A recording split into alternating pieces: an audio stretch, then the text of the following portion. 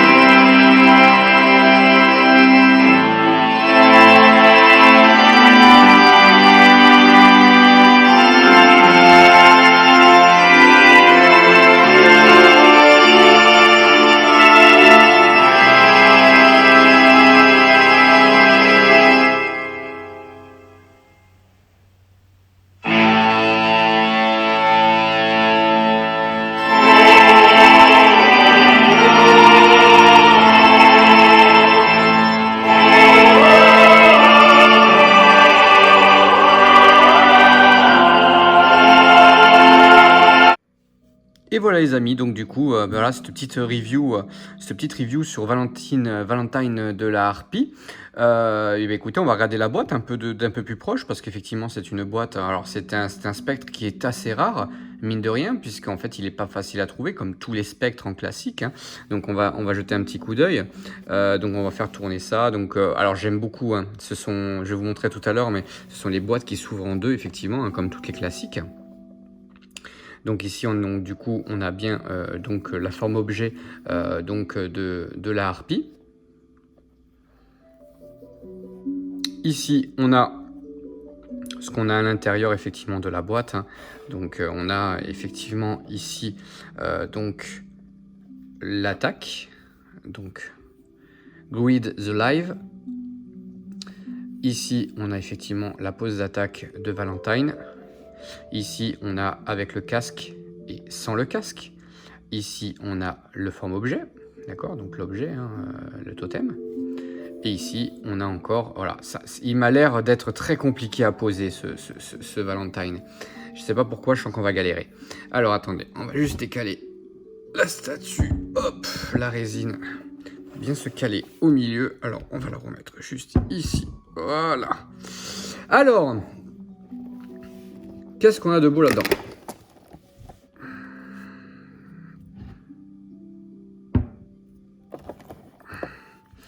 Eh ben, nous avons donc une boîte. J'ai la nostalgie de ces vieilles boîtes, hein, donc de ces boîtes effectivement qui s'ouvraient en deux, où on pouvait voir comme à l'époque nos vintage quand on allait au magasin et qu'on ouvrait en fait le rabat et qu'on voyait nos chevaliers à l'intérieur. Donc dedans, nous avons effectivement ici. Alors on va ouvrir tout à l'heure, bien sûr, hein, pour vous montrer un peu l'intérieur des blisters. Donc nous avons Valentine ici. Nous avons donc effectivement les morceaux d'armure. Et ici, nous avons donc du coup la forme objet, donc le totem qui est là. Et voilà, donc on va l'ouvrir hein, en direct. Et puis on va regarder tout de suite ce qu'il y a à l'intérieur des blisters. Et voilà les amis, donc du coup on va se concentrer un peu sur effectivement le manga. Et effectivement l'animé, de comment ça se passe au niveau de l'animé et au niveau du manga pour notre personnage de Valentine de la Harpie. Alors effectivement dans le volume numéro 20, on peut voir qu'effectivement Seiya se réveille également ici, donc dans le cockpit, et du coup, hop, il n'y a pas de grosse différence avec l'animé. D'ailleurs, dans ce combat avec Valentine et Seiya, il n'y a pas de différence avec l'animé. C'est effectivement notre ami Valentine qui amène le corps de Ikki directement dans le cockpit. Donc il n'y a pas de grosse différence là-dessus. Alors effectivement, j'ai re-regardé les épisodes et j'ai relu la partie du manga. C'est très expéditif dans l'animé, mais alors que dire dans le manga où le combat dure que quelques pages, à une dizaine de pages. Voilà, on voit l'attaque effectivement de Valentine. Et la mort de Valentine, d'accord, qui c'est vraiment, ça dure, voilà, entre sa première apparition ici et encore entre temps, il y a l'apparition de Shaka auprès de Hadès. Honnêtement, il n'y a quasiment pas de combat, comme dans l'animé d'ailleurs, hein, ça va assez vite. Mais Valentine, on le voit quand même sur 2-3 épisodes, donc voilà, entrecoupés, hein, mais 2 épisodes au moins. Et là, effectivement, ça ne dure que quelques dizaines de pages. Donc voilà, au niveau de ce qui se passe entre le manga et l'animé, c'est idem, c'est la même chose. Il n'y a pas de grosse différence en termes de paroles, en termes vraiment de comment il se comporte. Il n'y a pas de changement. Voilà, donc voilà, je voulais quand même vous faire un petit point là-dessus parce que c'était important quand même de vous le dire. Donc c'est dans le tome 20 de notre édition perfecte, hein, notre édition de luxe. Et voilà les amis, donc du coup j'ai ouvert les blisters pour vous montrer un peu ce qu'il y avait à l'intérieur.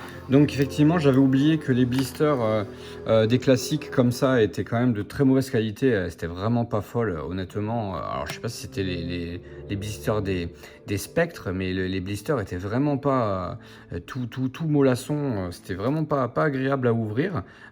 J'avais peur à chaque fois d'ouvrir du coup et de déchirer un blister. Donc effectivement ici on a des pièces. Donc les pièces du plastron, hein, de toute évidence, plastron abdomen. Ici nous avons les parties du totem avec les ailes, d'accord. Ok. Ouais. Alors une petite indication, merci à mon ami Eric qui se reconnaîtra, puisque effectivement c'est une figurine qui était neuve et scellée. Voilà, donc plutôt sympa. Voilà, ici on va essayer de rien faire tomber. Donc nous avons 3 paires de mains, pardon, et nous avons donc 2 visages, un hurlant et un classique, qui sont plutôt jolis. Je vais vous montrer ça de plus près. Je vais vous sortir le personnage déjà dans un premier temps pour vous le mettre. Et moi, ça vous permettra de vous faire une idée du personnage en lui-même.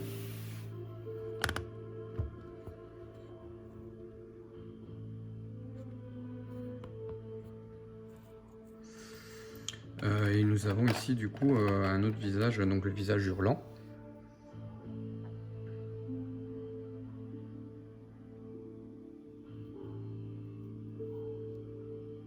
Qui sont plutôt jolis, qui sont plutôt ressemblants hein, donc aux personnages qu'on a vu dans l'animé. Voilà, allez, on va faire le montage et puis on va un peu discuter de cette figurine.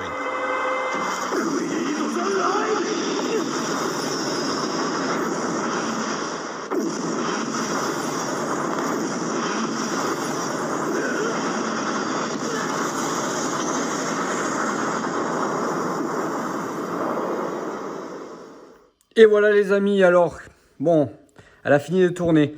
Maintenant, place donc au verdict de cette figurine, qui est une catastrophe. Alors, je m'explique. Au niveau donc des éléments...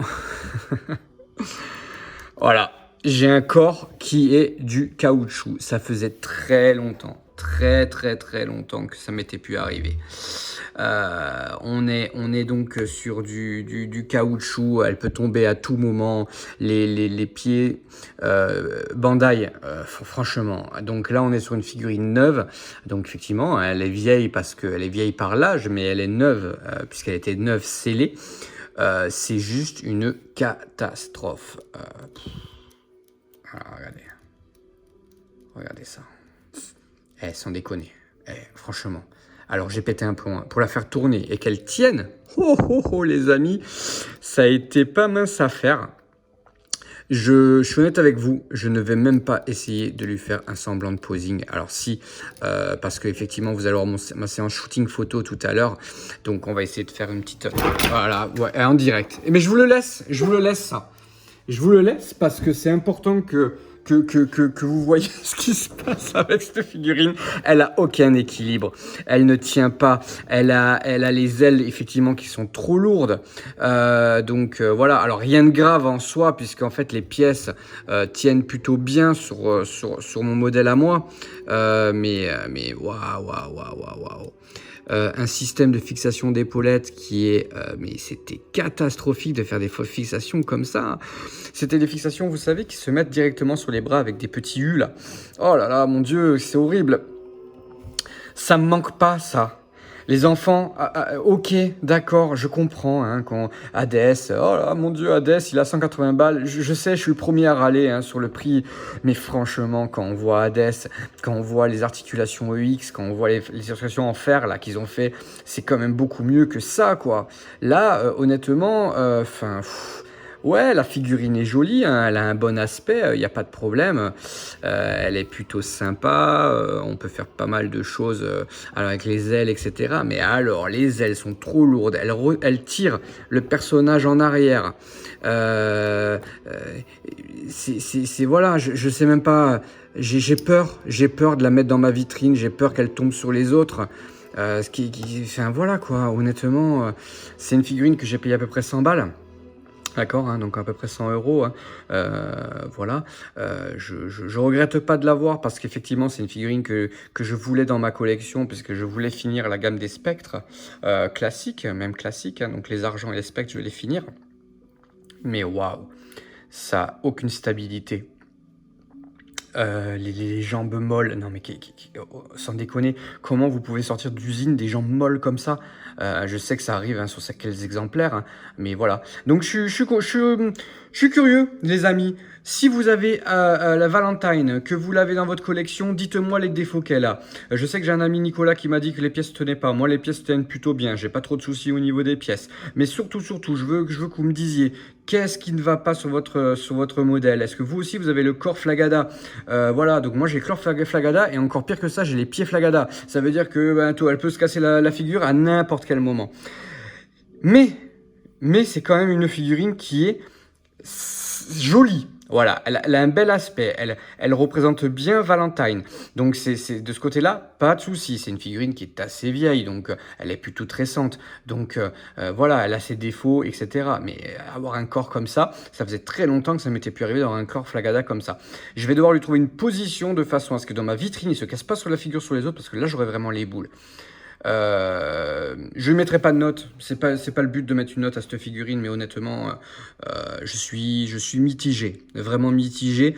Je pense que si elle avait été rigide, que son corps était rigide, alors ça se corrige le corps rigide, hein, d'accord? Je le sais, vous inquiétez pas, je vais voir ce que je peux faire au niveau du corps, parce que peut-être que je vais faire quelque chose pour qu'il soit un peu plus rigide, avec peut-être du frein filet ou de pot de colle, enfin, un peu de colle, etc. De ce côté-là, il n'y a pas de souci, on va trouver une solution, mais sur une figurine neuve, sur de l'occasion, je comprends, d'accord, qu'elle a été manipulée, etc. Sur du neuf, c'est inadmissible. C'est inadmissible. On est des pigeons, quoi. Voilà, il va pas falloir qu'ils nous fassent ça sur des nouvelles figurines qui vont sortir. Heureusement, ça n'arrive quasiment plus. Je n'ai plus trop de soucis sur les EX, mais là quand même, celle-ci, waouh, mon Queen d'Alron, il n'avait pas ce souci-là, quoi. Alors, en termes de posing, c'est très difficile de poser cette figurine, déjà parce que moi j'ai un souci sur mon exemplaire à moi, d'accord? Donc là, moi je vais pas m'amuser à trop la manipuler, ok? Je vais tenter, j'ai quelque chose en tête, donc je vais la tenter dans un décor que j'ai, ok? Mais par contre, je m'amuserai pas à la bouger, rebouger, j'aurais trop peur qu'elle ne tienne plus du tout. Allez, à tout de suite, je la mets sur le diorama. 疑問に思うことはない。